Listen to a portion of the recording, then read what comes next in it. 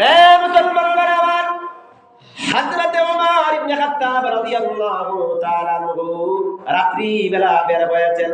দেখবেন সমাজের মানুষেরা, তার দেশের মানুষেরা কিভাবে কোন জায়গায় বসবাস করতেছে, কার ঘরে খানা আছে এবং কার ঘরে খানা নাই, কার ঘরের মধ্যে কি জাতের অভাব, কার কোন জিনিসের প্রয়োজন, এইটা দেখার জন্য খলিফাতুল মুসলিমিন হযরতে ওমর রাদিয়াল্লাহু আনহু ঘর থেকে বের হয়েছেন, ছদ্মবেশে বের হয়েছেন। কারণ সরকার প্রধান যদি কারো সামনে পড়া যায় তাহলে সে তো ভয়ে কোনো কিছু বলবেই না, বরং সে চিন্তা করতে থাকবে মনে হয় কোন অপরাধ করলাম, যার যে কারণে আমার বাড়িতে প্রধানমন্ত্রীর আগমন হয়ে গেছে। হযরতে ওমর রাদিয়াল্লাহু তাআলা হাঁটতে হাঁটতে দেখতে দেখতে রাজাদের অবস্থা দেখতে দেখতে এক পর্যায়ে আল্লাহর পয়গম্বর সাহাবী হযরত ওমর রাদিয়াল্লাহু আনহু এক জায়গায় বসলেন, একটা ঘরের কাছে বসলেন। হযরত ওমর রাদিয়াল্লাহু তাআলা ক্লান্তিরত অবস্থায় হাঁটতে হাঁটতে এক জায়গার মধ্যে বসলেন, ঘরের পাশের দেয়ালের কাছের মধ্যে হেলান নিয়ে বসলেন। হঠাৎ করে শুনতে পারলেন ঘরের ভিতর থেকে একটা মহিলা তার মেয়েকে ডাক দিয়ে বলতেছে, আগামীকালকে সকাল হলেই দুধ বিক্রি করতে হবে, এই জন্য দুধের সাথে পানি মিশায়া দেও, কারণ দুধ এত অল্প পরিমাণ, এগুলো বিক্রয় করলে তো বেশি টাকা পাওয়া যাবে না, তাইলে দুধের সাথে পানি মিশায়া দাও, পানি মিশাইলে দুধটা বেশি হয়ে যাবে, আর এইটাকে আমরা বিক্রি করে বেশি লাভ করতে পারবো। এবার মহিলার মেয়ে লক্ষ্য করে মহিলাকে ডেকে কয়ে, ও আমার আম্মা জান, আপনি জানেন না এই দেশের ভিতরে প্রধানমন্ত্রী হয়েছেন হযরতে ওমর রাদিয়াল্লাহু তাআলা আনহু, খলিফাতুল মুসলিমিন হযরত ওমর রাদিয়াল্লাহু আনহু যদি জানতে পারে, রে মহিলা, রে আমার আম্মা, যদি এই দুধ মিশানোর কথা, দুধের সাথে পানি মিশানোর কথা যদি খলিফাতুল মুসলিমিন হযরত ওমর জানতে পারে, অবশ্যই আপনার আমার জেল হয়ে যাবে, আপনার আমার ফাঁসির অর্ডার হয়ে যাবে। মহিলা ডাকতেছে তার মেয়েকে যে দুধের সাথে পানি মিশাও। মহিলা বলতেছে, না, যদি খলিফাতুল মুসলিমিন ওমর জানে তাহলে তো আমাদের ফাঁসি হবে, আর উমর খলিফাতুল মুসলিমিন তাদের ঘরের কাছেই বসেন, তারা জানেও না। আল্লাহর পয়গম্বর সাহাবী হযরত খলিফাতুল মুসলিমিন হযরত ওমর রাদিয়াল্লাহু আনহু ঘরের বাহির থেকে সবকিছু শুনতেছেন। এবার মেয়েটিকে যখন তার মা লক্ষ্য করে বলছে, রে মেয়ে, পানি মিশায়া দাও, কারণ এই জায়গায় তো খলিফাতুল মুসলিমিন উমর আসে নাই, খলিফাতুল মুসলিমিন তো আমাদেরকে দেখতেছে না, যেহেতু আমাদেরকে দেখতেছে না তাহলে দুধের সাথে পানি মিশায়া দাও। এবার খলিফাতুল মুসলিমিন ওমর রাদিয়াল্লাহু আনহু গভীর মনোযোগে শুনতেছেন। এবার মেয়েটা কি জবাব দেয়, এবার মেয়ে হযরত ওমর রাদিয়াল্লাহু তাআলা শুনতেছেন। এবার মেয়েটা তার মাকে লক্ষ্য করে কয়, ও আম্মা জান, আমি যদি এই দুধের সাথে পানি মিশাই গো মা, ও আমার মা, যদি এই দুধের সাথে আমি এখন পানি মিশায়া দেই, অবশ্যই দুধের সংখ্যাটা বেড়ে যাবে, দুধ বেশি হয়ে যাবে। খলিফাতুল মুসলিমিন এখানে নাই, খলিফাতুল মুসলিমিন আমাকে দেখতে পারবে না, আমি যখন দুধের সাথে পানি মিশায় দেব খলিফাতুল মুসলিমিন জানতেও পারবে না। ও আমার আম্মা, ও আমার মা, খলিফাতুল মুসলিমিন এখানে না থাকলে কি হলো, খলিফাতুল মুসলিমিন ওমর এখানে না আসলে কি হলো, ও আমার আম্মা জান, যদি এখানে খলিফাতুল মুসলিমিন ওমর নাই গো মা, কিন্তু চতুর্দিকে তাকায়া দেখেন ওমর না থাকলে কি হবে, ওমরের আল্লাহ তো তাকায়া আছে। মেয়ে এবার ডেকে কয় যে সরকার প্রধানমন্ত্রী ওমর যদি আমাদেরকে এই দুধ যে মিশাইতেছি এটা যদি না দেখে থাকেন, কিন্তু ওমরের যে আল্লাহ, ওমরকে আমরা ফাঁকি দিয়ে দিব, ওমরের আল্লাহকে, আপনার আমার আল্লাহকে কখনো তো ফাঁকি দিতে পারবো না। হযরত ওমর চিন্তা করলেন, মনে মনে চিন্তা করতে লাগলেন, বাহির থেকে সবকিছু শুনতেছে। চিন্তা করেন, সামান্য একটা গোয়ালিনী দুধ দোহন করে দুধ বেচে বিক্রয় করে, তার মেয়ের মধ্যে এত বড় আল্লাহ বলে কিন্তু কেউ নাই, আমি যেখানে আছি তারা তো জানেও না। তারপরও সেই মেয়েটার ভিতরে আল্লাহর কেমন ভয়, সে তার মাকে বলতেছে প্রধানমন্ত্রী এখানে নাই, খলিফাতুল মুসলিমিন ওমর এখানে নাই, কিন্তু খলিফাতুল মুসলিমিনের আল্লাহ তো এখানে আছে, তাহলে কিভাবে আল্লাহ চোখ পাকি দিবে? হযরত ওমর ইবনে খাত্তাব রাদিয়াল্লাহু আনহু বাইরে থেকে সবকিছু শুনলেন আর মনে মনে চিন্তা করতে লাগলেন, আমার এই রাজ্যের ভিতরে এমন একটা পরিবার আছে, যেই পরিবারটা সামান্য সাধারণ পরিবার, কিন্তু সাধারণ পরিবার হলে কি হবে? সাধারণ পরিবারের মেয়ের ভিতরে অসাধারণ আল্লাহর ভয়। হযরত ওমর রাদিয়াল্লাহু আনহু, তার সাথে ছিল তার খাদেম আসলাম রাদিয়াল্লাহু আনহু। হযরত আসলামকে হযরত খলিফাতুল মুসলিমিন হযরত ওমর রাদিয়াল্লাহু আনহু এবার তার খাদেমকে লক্ষ্য করে কয়, ও আমার আসলাম, এই বাড়িটা কোন জায়গায় পড়ছে? এই বাড়িটা কার বাড়ি? তুমি একটা এন্ট্রি করো, তুমি একটা নোট করো, এই বাড়িটা কার বাড়ি হতে পারে, এই বাড়িটার জন্য একটা এন্ট্রি করো। খলিফাতুল মুসলিমিন হযরত ওমর ইবনে খাত্তাব রাদিয়াল্লাহু আনহু এই বাড়ি এন্ট্রি করে নিয়ে চলে গেলেন। রাজ দরবারে যখন নিয়ে গিয়ে বসলেন, ওনার তখ্তের মধ্যে গিয়ে বসলেন, সিংহাসনের মধ্যে যখন বসলেন, ওমরের সিংহাসন কেমন ছিল? দূর থেকে কয়েকজন কাফির আর বেঈমানেরা সারা পৃথিবীর প্রত্যেকটা পৃথিবী শাসন করছে ওমর। চলে দেখি উমরের সাথে একটু দেখা করে আসি। সবাই আসছি উমর রাদিয়াল্লাহু আনহুর সাথে দেখা করার জন্য। মানুষ বইরা দিছে, কয় গিয়া দেখো মসজিদের কোণার মধ্যে একজন মানুষ বসা আছে, তারা আসছে প্রধানমন্ত্রীর সাথে দেখা করবে। হযরত ওমর রাদিয়াল্লাহু আনহুকে জিজ্ঞেস করতেছে, এই জায়গা কি উমর আছে নাকি? তামাম পৃথিবীর প্রত্যেকটা শাসন করে উমর কোথায় আছে একটু দেখা করতে চাই। হযরত ওমর রাদিয়াল্লাহু আনহু বলেন, আমি নিজে ওমর, বলো তোমরা কি বলতে চাও? হযরত ওমর রাদিয়াল্লাহু আনহুর দিকে আবার তাকায় অবাক হয়ে গেল। তাকায় দেখে পাঞ্জাবি, একটা সাধারণ পাঞ্জাবি, আর অর্ধেকটা পৃথিবী শাসন করে এমন ব্যক্তি মসজিদের কোণার মধ্যে জায়নামাজ বিছায়া বসা আছে।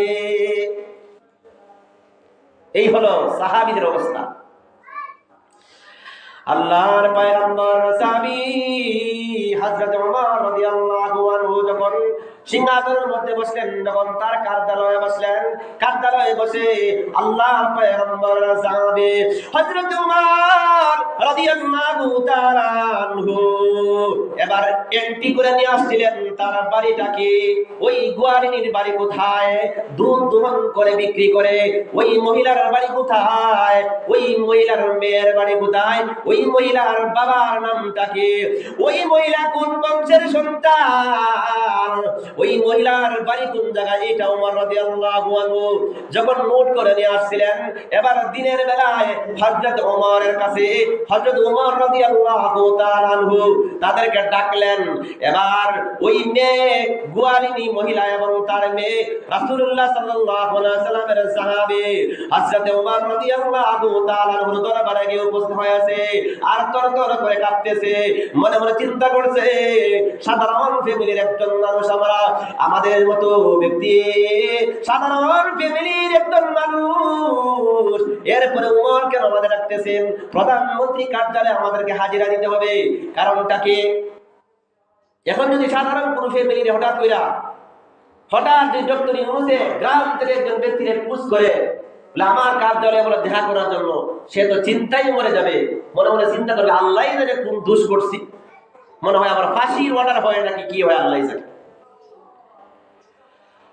হযরত ওমর রাদিয়াল্লাহু তাআলা আনহু এবার যখন ওই গোয়ালিনী মহিলা আর যখন তার মেয়ে যখন বাদশার দরবারে উপস্থিত হয়ে গেছে, ওমর ইবনে খাত্তাব রাদিয়াল্লাহু তাআলা আনহু দরবারে উপস্থিত হয়ে গেছে,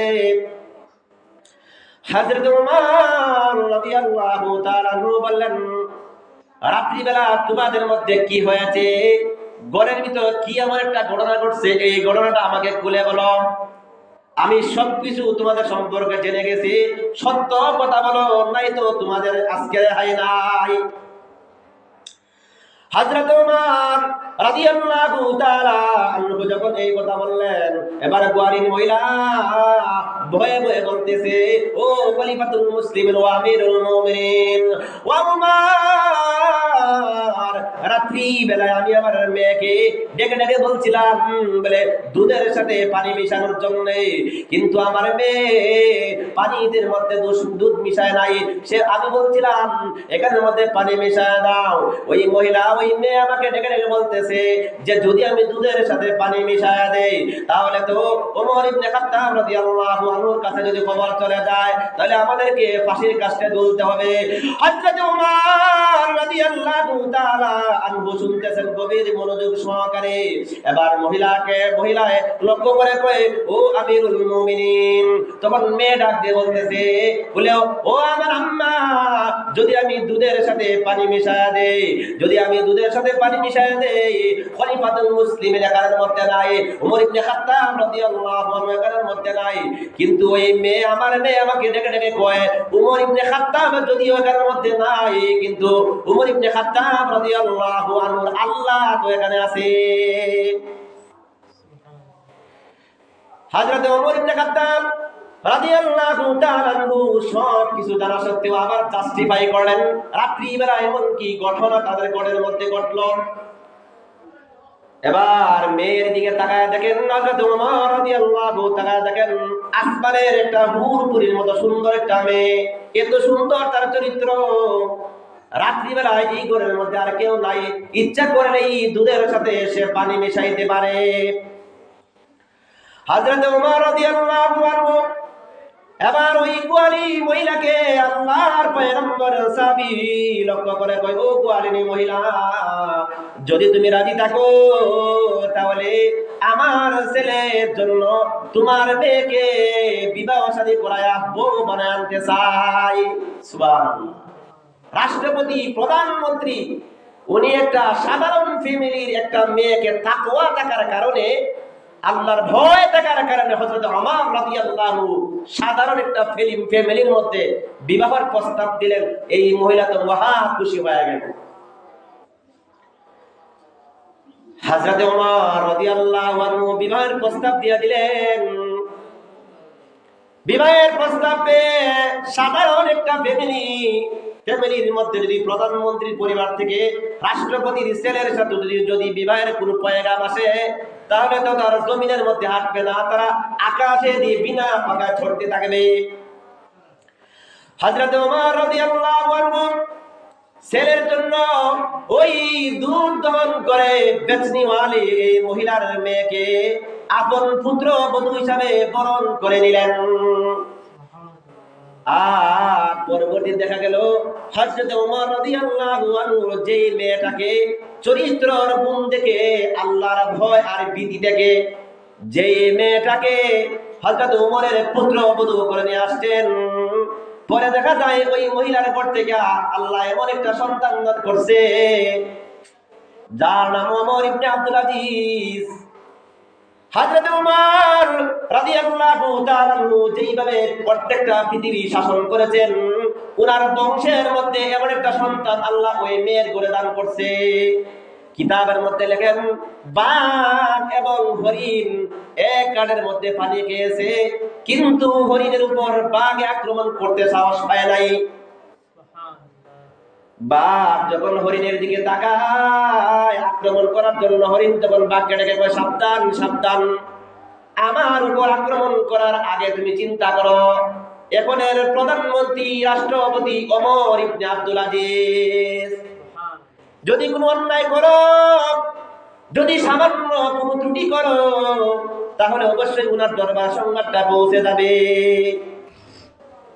মুসলমান ভাইরা আমার, ওই মেয়ের ঘর থেকে তাকওয়া থাকার কারণে আল্লাহ রাব্বুল আলামিন এমন একটা সন্তান দান করছে, যেই সন্তানের আল্লাহ রাব্বুল আলামিন এমন কুদরতি ঘটাইছেন, মানুষ তো তাকে মান্য করেছে, বনের পশুরাও পর্যন্ত তার নাম শুনে ঠান্ডা হয়ে গেছে। কারণ কি একমাত্র? কারণ একমাত্র হলো তাকওয়া, আল্লাহর ভয়। আর আল্লাহর ভয় যার মধ্যে আছে তার দুনিয়া এবং আখিরাত সবটাই বিজয় হয়ে যাবে। মান লাহুল মাওলা ফালাহুল কুল, যে ব্যক্তি আল্লাহর হয়ে গেছে পৃথিবীর সব তার হয়ে গেছে। কিন্তু আমরা তো আল্লাহর হতে পারি না।